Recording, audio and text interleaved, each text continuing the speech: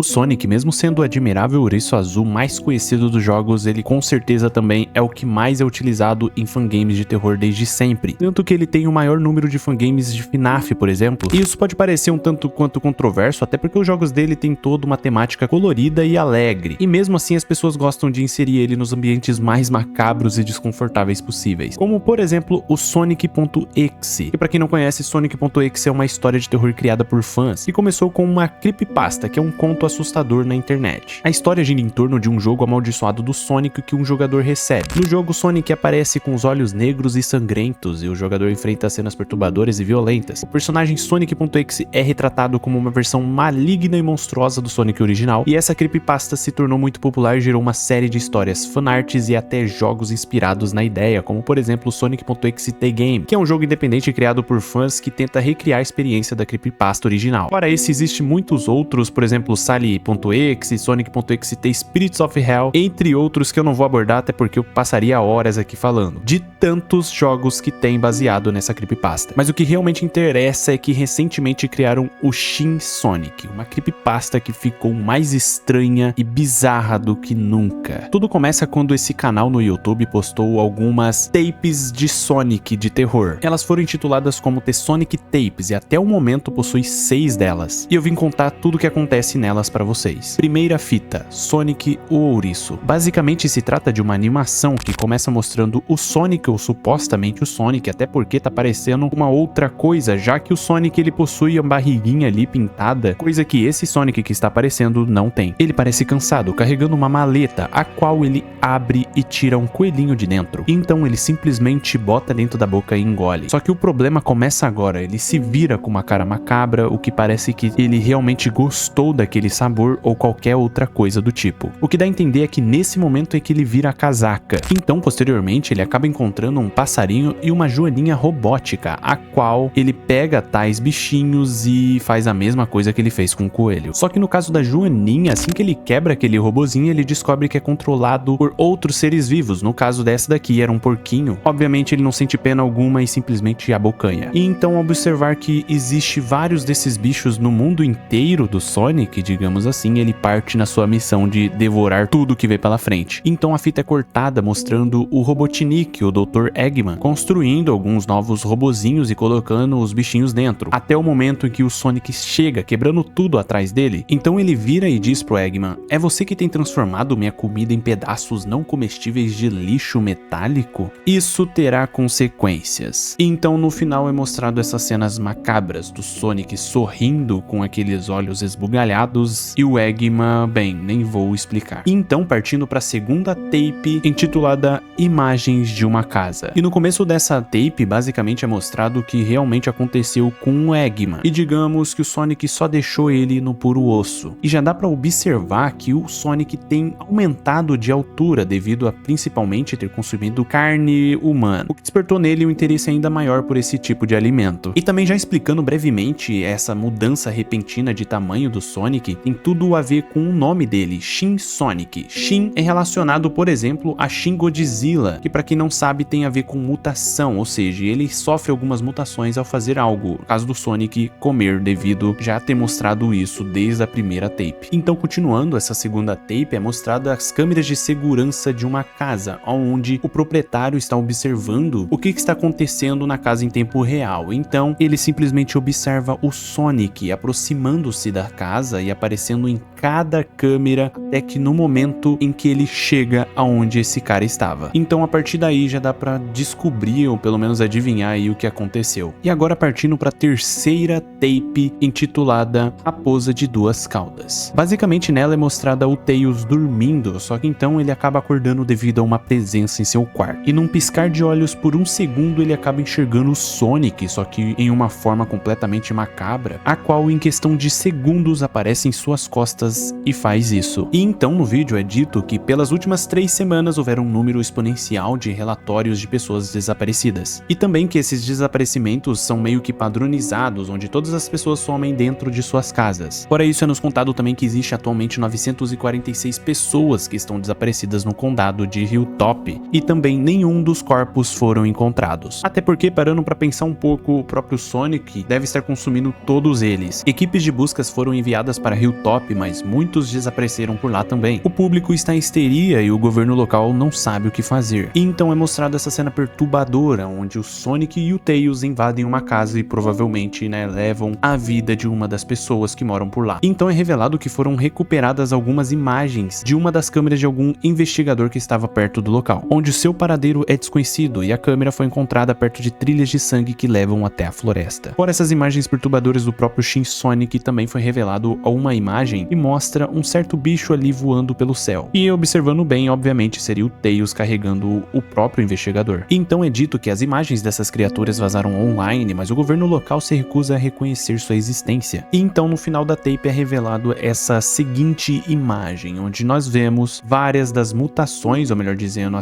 sequência das mutações e que o Shin Sonic tá passando. E no caso a última delas é tão grande que só é mostrado a mão dele. E no caso essas foram as 3 primeiras tapes, e quem vai falar as restantes, no caso as 3 últimas, será o IceBL, até porque eu não tô fazendo esse vídeo sozinho. E também aproveita, deixa o like aí pra dar aquela engajada no vídeo e se inscreve, até porque o canal é novo e nós vamos precisar da sua ajuda. Agora o que vamos ver nessa fita é as filmagens de uma bodycam de um policial, porque ele foi chamado para fazer uma patrulha na floresta porque as pessoas que moram ali na região estavam ouvindo gritos de noite. Então o vídeo começa com um policial andando nessa floresta tentando procurar alguma pista. A gente também consegue ouvir que ele estava tentando se comunicar com a central, só que do nada ele perde o sinal. Logo em seguida a gente já consegue escutar um som muito estranho que veio da floresta. Nisso o policial olha para trás e vê uma criatura gigante azul, que no caso seria o Shin Sonic em sua última forma. E é claro que o policial vai fazer o que todo mundo faria nessa situação, ele sai correndo. Só que sem esperar ele dá de cara com o Tails e seus clones. Até porque se vocês não lembram, o Tails meio que virou um capanga do Shin Sonic. E reparando nessas criaturas, quanto mais o Shin Sonic come, maior ele fica. Ou seja, essa é sua mutação. E a mutação do Tails provavelmente é se multiplicar. Até porque até no desenho já apareceu que ele consegue fazer clones de si mesmo.